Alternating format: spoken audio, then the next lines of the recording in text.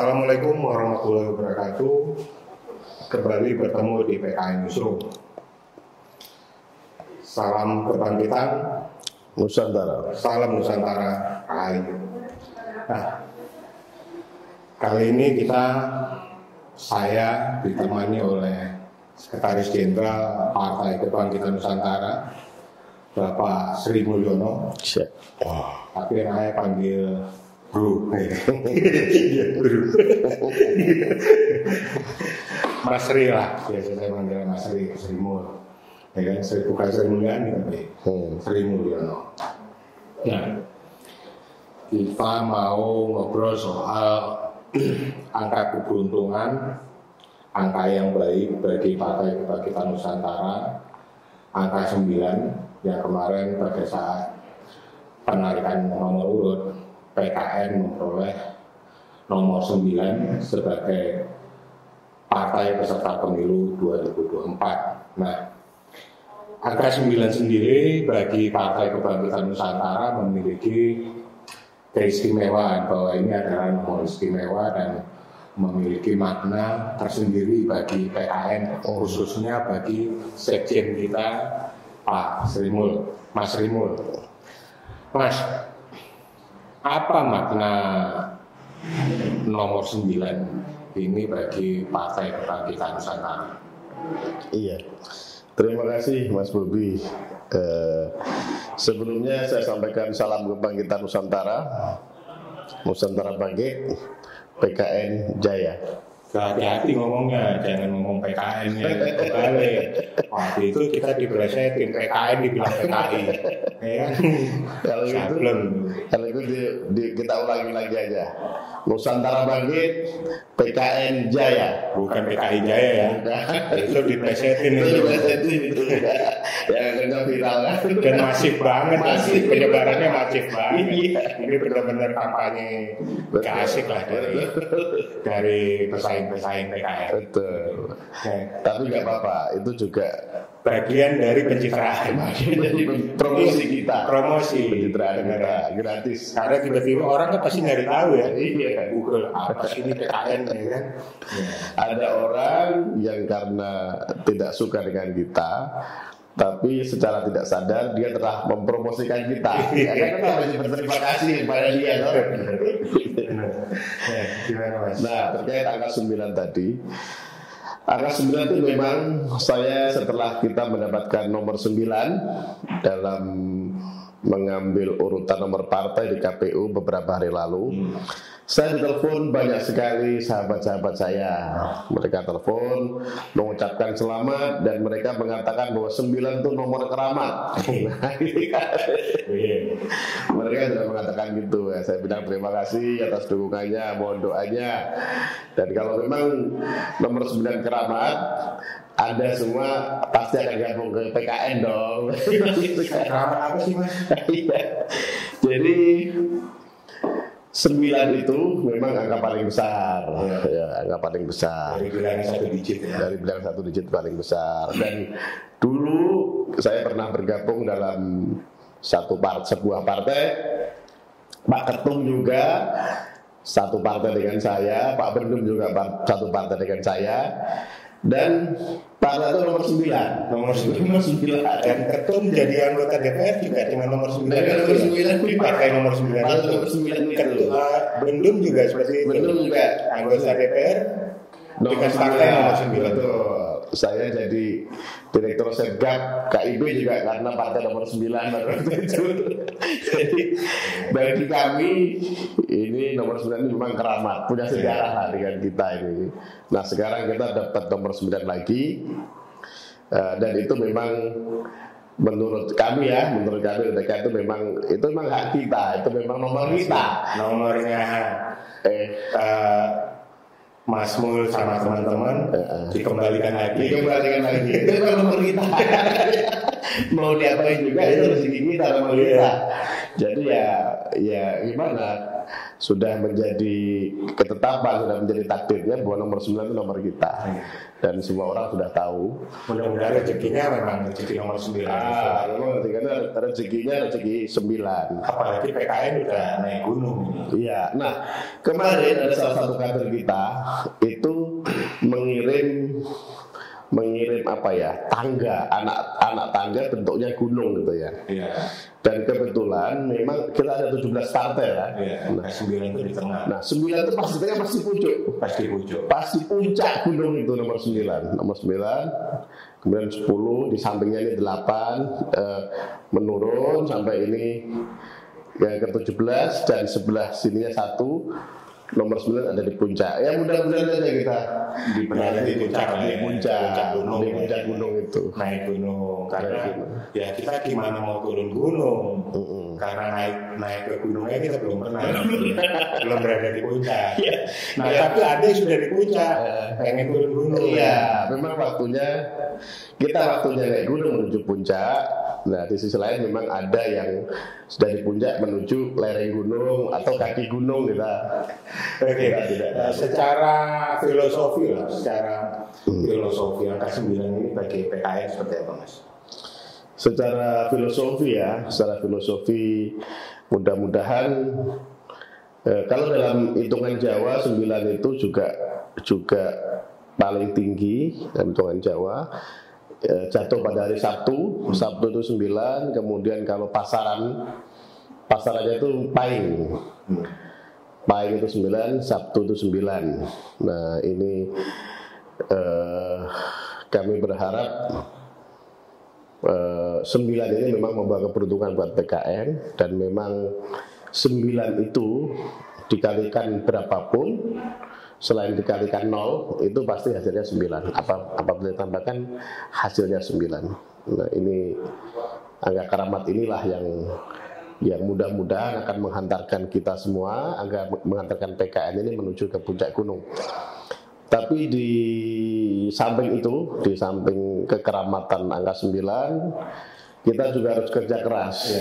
Kita harus kerja keras, kerja maksimal, terukur, supaya angka keramat ini tidak sia-sia. Tidak hanya angka yang menjadi euforia. Betul aja. Ya. Angka keramat ini harus kita maknai dengan kerja keras, dengan kerja yang masif, dengan kerja yang betul-betul profesional, memanfaatkan seluruh potensi baik sumber daya manusia maupun non manusia, sehingga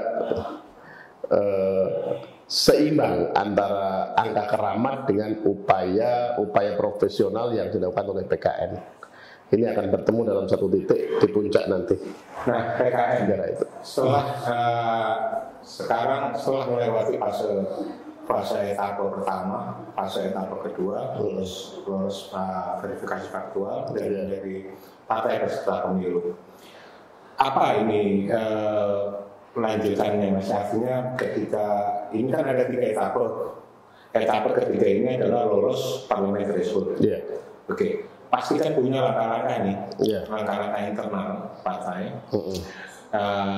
Ya salah satunya mungkin memperkuat PKN di bawah itu. Nah, selain itu, apa langkah-langkah berikutnya yang akan dilakukan PKN?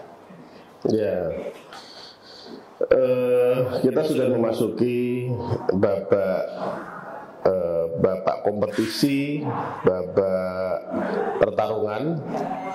Dan tentu kita akan berusaha maksimal bagaimana memenangkan pertarungan politik ini. Memang sudah dicanangkan oleh PKN, Pak Ketum dan semua pimpinan nasional bahwa kita akan berusaha semaksimal mungkin untuk lolos PT. Artinya PKN harus punya perwakilan di DPR RI, kemudian DPRD tingkat provinsi dan DPRD tingkat kabupaten kota. Itu memang target kita. Tentu untuk mencapai itu kita punya usaha-usaha yang kita bangun dengan sistem, tidak boleh sembarangan. Kita sudah membentuk Badan Bapilu, Badan Pemenangan Pemilihan Umum. Badan ini nanti yang akan menyusun strategi pemenangan. Bagaimana pemenangan di setiap dapil bisa kita raih. Pemetaan yang harus dilakukan oleh Bapilu, kemudian termasuk terobosan-terobosan, strategi-strategi khusus harus kita lakukan. Kita tidak akan lagi melakukan strategi-strategi lama yang sudah kuno, misalnya money politik. Itu adalah strategi lama yang merusak demokrasi. Nah, kita ingin menjadi partai yang membangun demokrasi, memberikan harapan-harapan masa depan kepada masyarakat dengan kekuatan persahabatan, dengan kekuatan persatuan, dengan gotong royong dan kemandirian. Itu yang ingin dan akan kita lakukan di masa kampanye di tahun 2023 ini. Ya, Mas. Soal pencalekan, artinya bukan hanya sembarang rekrut, ya kan? Bahwa caleg PKS tentu punya juga kriteria caleg-caleg yang untuk diusung oleh PKN maju sebagai calon anggota legislatif. Betul. Nah, apa kriteria caleg bagi PKN? Iya. Yang pertama tentunya caleg kita adalah caleg yang mencintai Nusantara ini. Itu yang pertama.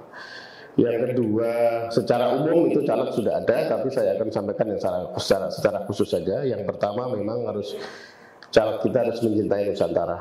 Artinya caleg yang punya wawasan kenusantaraan, caleg yang punya gagasan-gagasan kenusantaraan, dan caleg yang mempunyai kekuatan mental, mempunyai kekuatan mental bahwa putra-putri Nusantara ini adalah putra-putri yang unggul, putra-putri yang punya DNA unggul, putra-putri yang melek sejarah tentang keunggulan DNA leluhur Nusantara. Itu. Yang kedua tentunya kita akan merekrut tokoh-tokoh berpengaruh di daerah, karena tokoh ini yang akan menyumbang, mendulang suara sebanyak-banyaknya. Yang ketiga, kita akan memaksimalkan perempuan. Ya. Kalau dalam undang-undang itu diwajibkan 30%, maka PKN akan berusaha untuk lebih dari 30%. Karena jumlah penduduk perempuan lebih banyak daripada laki-laki, maka partisipasi perempuan dalam politik harus lebih banyak lagi. Karena biar mereka bisa menyampaikan aspirasi perempuan. Iya. Nah, kemudian yang selanjutnya adalah PKN akan mengutamakan kader-kader PKN yang sudah teruji integritasnya, kinerjanya, dan lain-lainnya untuk mencalonkan diri sebagai caleg potensial di setiap daerah dan dapil masing-masing. Saya kira itu. Ini banyak juga yang nanya, Mas, soal PKN ini. Apakah PKN ini mau kembali ke zaman masa lalu dengan membawa isu-isu tentang kenusantaraan, isu-isu tentang kerajaan-kerajaan. Nah, apa PKN memang ini pertanyaan publik sebenarnya di komentar-komentar di media-media sosial kita, bahwa apa sih PKN ini mau kembali ke masa lalu atau gimana, atau apa kita mau mengambil spiritnya, atau apanya ini sebenarnya mau diambil PKN? Iya. Jadi saya akan mengutip kata-kata dari Bung Karno, founding father NKRI, founding father negara Indonesia ini. Beliau mengatakan jas merah, jangan lupakan sejarah. Ya.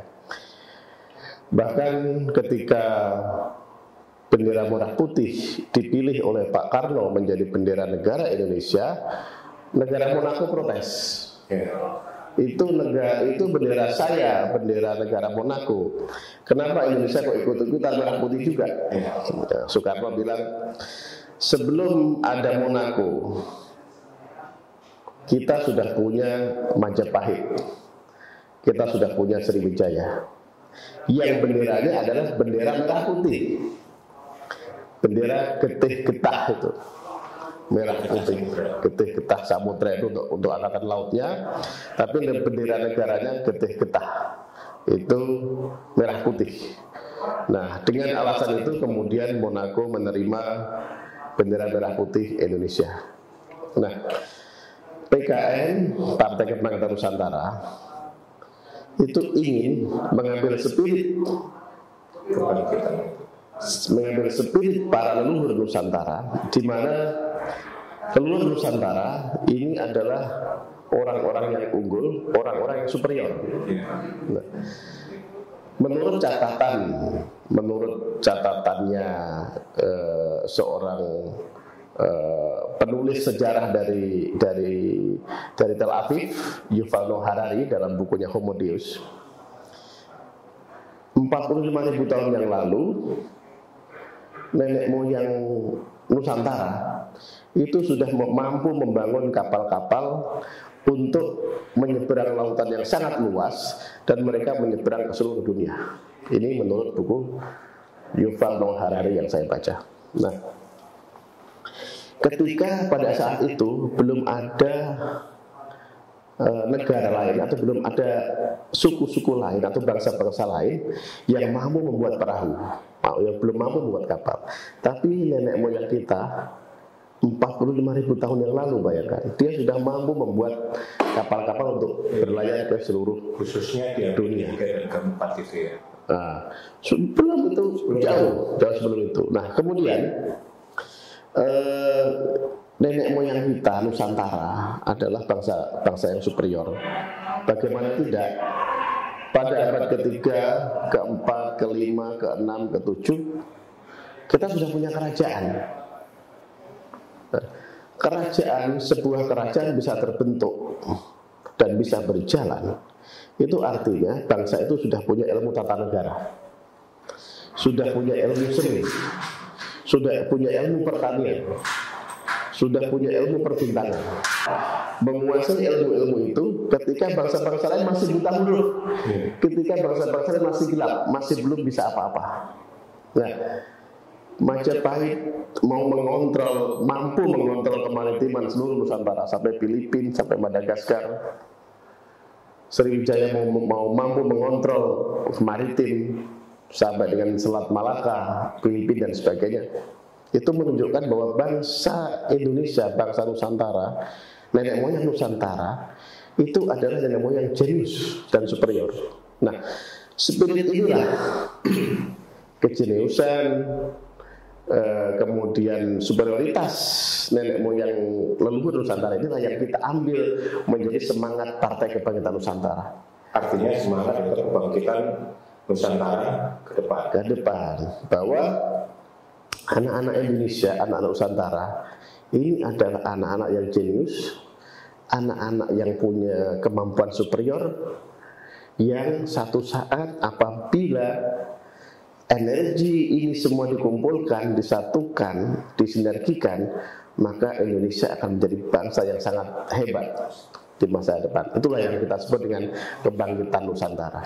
Ya, artinya anak-anak Indonesia ini gak kalah berkualitas dari orang-orang asing gitu kan. Jiwa penciptaannya juga luar biasa. Menciptakan ini, menciptakan itu, hanya saja peluangnya yang masih tertutup. Betul. Peluang dia untuk berkembang, untuk mengembangkan kreativitasnya yang masih tertutup. Betul.